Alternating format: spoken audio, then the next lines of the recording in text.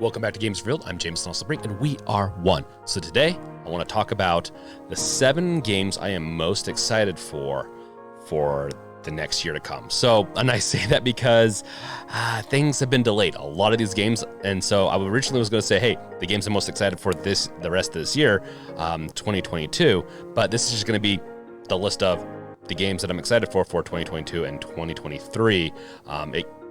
Some of these could be at the end of 2023, but that's besides the point. These are the games I'm most excited for, and really, to be honest, there's some really good ones on here. There's some also like not sure, but they look cool kind of games, so make sure to watch the whole thing. I mean, we have characters like Thor being in some of these games, and mages and vampires, so it's just, we're hitting a whole gamut of everything. So before we get into it, make sure to like, subscribe, bash that bell with your crowbar. Now, before we truly get into it, I have deceived you. This is not a list of 7 games, but a list of actually 9 games, and I'm doing this 0 indexed based list. So if you're a programmer, you're going to be with me.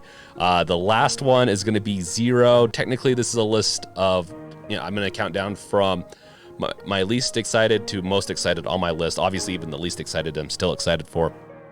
But there were so many good games, and I wanted to keep this to a 7 games list. I didn't want to change it to 9. I don't know why. So let's get into it. Number 8, God of War Ragnarok. Now, I didn't want to exclude this, even though I haven't played God of War, the new one, right? The newer one than the original 3, the trilogy. God of War Ragnarok looks so good, and I am going to be playing God of War before I play this, obviously, and so I wanted to put this on my list to say, hey, I need to get God of War beat so I can play God of War Ragnarok, because it looks sick. These games are all about slaying gods, about Greek mythology, and in this, you get to interact with the asshole version of Thor, which the Marvel version is kind of, not so much an asshole, just more or less whatever you want to call him. He's a little nicer, a little stoic, a little bit airheady at times.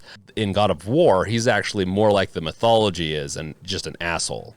And he's rocking that dad bod just like Thor is in the Marvel universe. So they kind of merged at this time to be similar in some ways. Both drunkards, essentially.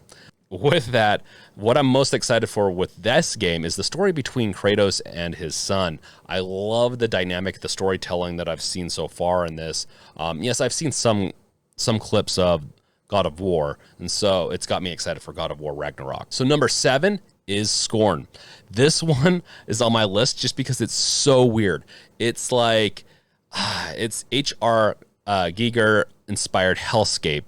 It reminds me of like Doom meets some other games that I've played. I can't even think, because it's like a living, pulsating like ship or whatever you're on, and everything's a meat muppet or whatever you want to call it. Like everything is just gruesome, gory, and it's fun. I love it. Squishy, ooey gooey kind of stuff. Like, this game might not be my favorite out of this list, but it's the most intriguing, and it even has an interesting development story of it started trying to get funding in 2014 on Kickstarter, and then it sought private, and then it got a successful run on Kickstarter a second time. And this game is coming out in October 2022. We'll see, though. Everything else is getting pushed. Like, we'll see when all these games come out. Like, a lot of these games have been pushed multiple times. It will be interesting to see if this one comes out and to be able to play the ooey gooiness that it is. It's interesting, nonetheless. Number 6 is Forspoken. This is one that I was not sure to put on the list or not, but it looks fun. I've seen the newer trailers. I really like the concept of the story. It's kind of like an anime. If you've ever seen an isekai anime, it essentially follows a character that typically dies and gets transported to a new world, oftentimes a fantasy world, and has to then it usually revolves around themes of redemption and growth, and pushing a different perspective onto the main character, driving that growth. And I love that type of stuff. I love the growth in the story of a character. That's one of the things I really dig about stories, obviously, is growth and just seeing how people overcome obstacles and stuff in their life. So this sounds like just a weird one with that concept in it, in a video game, in a fantasy game, and to me, this is my interpretation of the game. It's a third-person action mage open world game where you get to blast creatures, and that just seems awesome. What I'm excited for about it, though, is exactly that. You get to blast fantasy-style enemies with quick magic action. Essentially, you get to just, I don't even know how to explain it. Like, oftentimes, like, playing magic rolls, let's say in World of Warcraft and all that, like the magic can be a little slow at times. You have to cast things right. In this, I'm sure there's still going to be some slower casts, but it's just you're jumping all over the place. You are slapping down foes with your magic, and it looks fun. So I'm excited about Forspoken. With this next one, this is one that's been in development for a long time, but it's my number 5, and we'll see how it really turns out. Stalker 2 is a game that looks really fun. I really want to, I like the Stalker. I love Stalker 1. Stalker 2 looks like it's going to be taking some of the downsides of Stalker 1 and improving on it. Now, that being said, I think some fans are going to be disappointed in that, meaning they're going to round out the gameplay to be a little bit more Fallout and Metro, which is what I'm excited for this game. I really want this game to just be a little bit, I shouldn't say easier, but a little bit more flowing in the gameplay. Like the original one, you had to do a lot of custom things. You had to, essentially, you died a lot. It was really difficult in the beginning. And that's good for a lot of people. For me, I want it to be a little bit more fluid. And it sounds like they've got that gameplay and they're down and they're really focusing on the first person portion of it and the story. And that's got me excited. I played about halfway through Stalker 1. I never finished it. I loved the game, but I just didn't apparently love it enough to finish it. And so I'm excited to see what they've learned from Stalker 1 and Stalker 2 and see how I can kit out my guns and everything else. I'm really excited to see what they've done with this. The story looks great. Everything looks like it's going to be interesting. Plus Chernobyl, the exclusive zone, is an interesting concept, especially since I've lived near Fallout of Chernobyl before in Russia. So it's a little bit of a personal touch to me too. So that's number 5. Number 4 is Starfield. And now, I'm kind of surprised I didn't put this higher up on my list, but they still have some stuff to prove to me from some of the past games that they've made, Bethesda. You guys have kind of hurt some of your credibility in some of the past releases. So I'm going to put this at number 4. In reality, this could even be closer to number 2. Just, it all depends. Like, I really love the concept of this, where Mass Effect meets Fallout and it had a baby with a mix of, some other games that are like this. I'm excited for this. It comes out 2023, like a lot of the games on my list do, and because they've been pushed.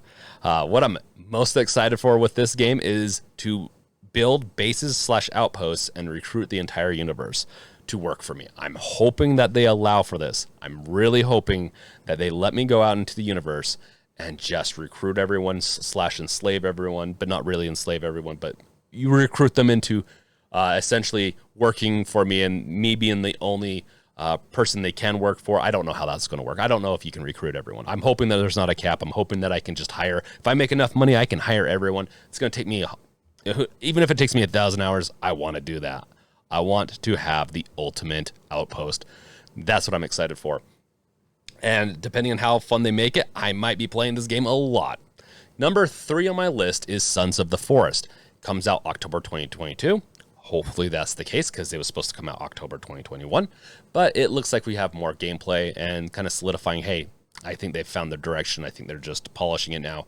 And I'm excited for this because The Forest was just a fun game to explore all the mysteries, and even more fun to play with friends.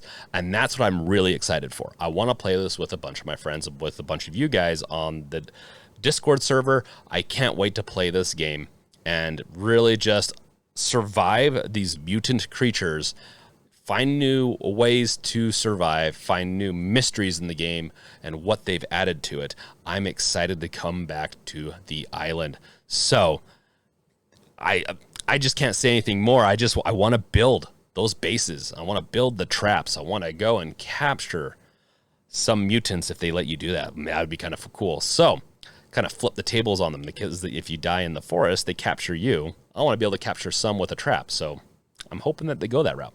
Kind of a wish list item, I guess. So, number 2, which is actually more or less a tie for number 1. Number 1 has 2 slots, and then I have a number 0, which is, maybe I'll explain it away. I don't know. This list is kind of a fun, random list. Redfall is my number 2. I love what I'm seeing with this game. I love it so much, and it comes from a studio that I love, Arcane Studios. They made Dishonored and Prey, and I love both of those games. Prey, I don't know what it is, but that game really had just a lot that I loved about it when it came out.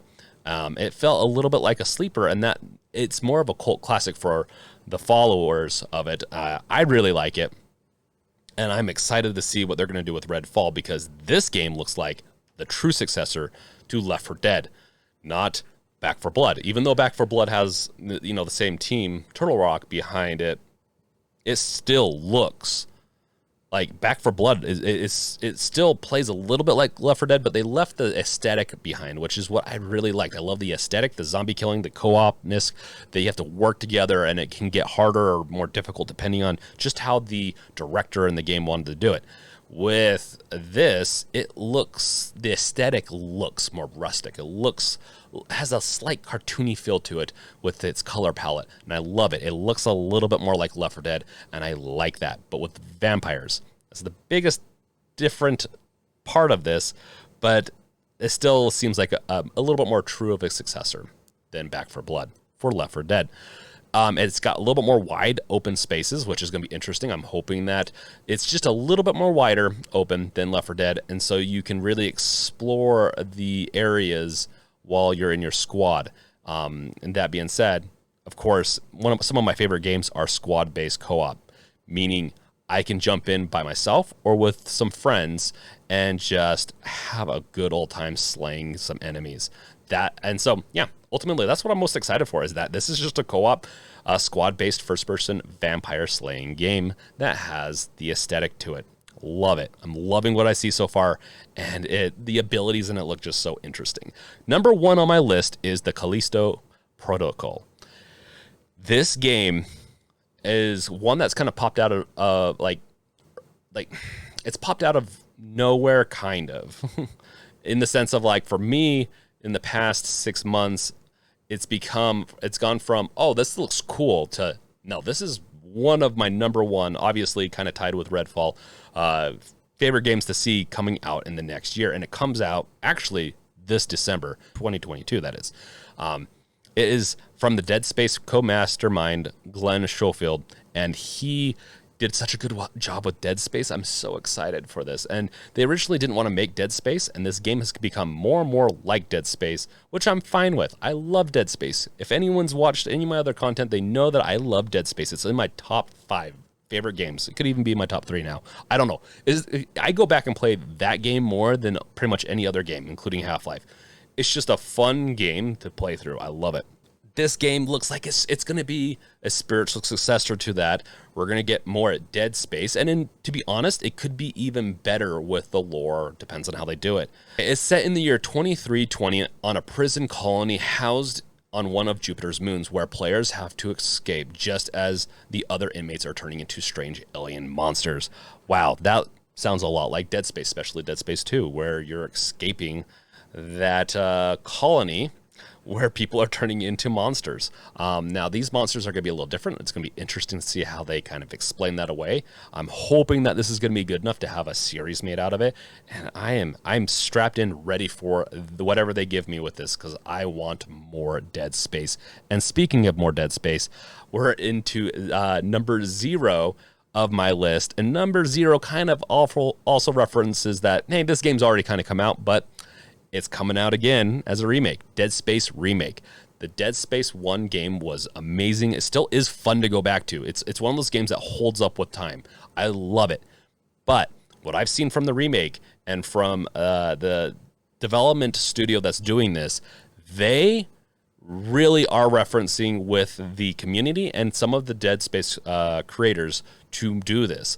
It looks so good. It looks like it's going to be a good remake, not like some of those other ones we've seen in the past, They're actually building it from the ground up. They have a new audio system that echoes through the corridors. They have enemies, an enemy system, a little bit, it's just the whole game is getting revamped to be more scary, be more in depth. You're going to sink into the scary goriness of this game and just not be able to escape it and have the fun of your life if you like this type of stuff like I do. I love horror games. I love a lot of other types of games, but obviously I love the suspensefulness of Dead Space, and I'm so excited for this. What I'm most excited for this is that it's reinventing one of my favorite games, and hopefully rebooting the series to have a Dead Space 2, 3 remake. Because I liked 3. I wouldn't mind seeing a Dead Space 3 remake. But I know that they wanted to reboot the series partially because they might want to expand out the universe, and how Dead Space 3 kind of made it difficult. So hopefully this means we're going to be getting more of the series. We're going to be getting maybe even, we could get beyond 3 games, and hopefully good games. Hopefully EA stays out of this more. And luckily EA allowed for it to be made, but it sucks that the original team was not there to be able to make this. So I'm hopeful. I'm very hopeful of this game. With that being said, that's my list. My top 7 list of 9 items. How I counted that is beyond bizarre, and yes, it's fun, but you know what? It's more fun. I want to know what you guys think of both my list and also what did I miss anything? Is there some games on here that are missing? Should I have replaced Redfall with a better game? I don't know if there is one that's better that's coming out in the next few months or year or whatever. But I want to know what you guys think. What's the list of games that you are most excited for? I want to know in the comments below. Let me know. Make it rain, those comments.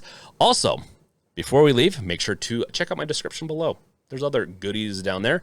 And with that being said, thank you guys for watching. Check out my other videos, and I'll catch you guys later. Peace out. Later!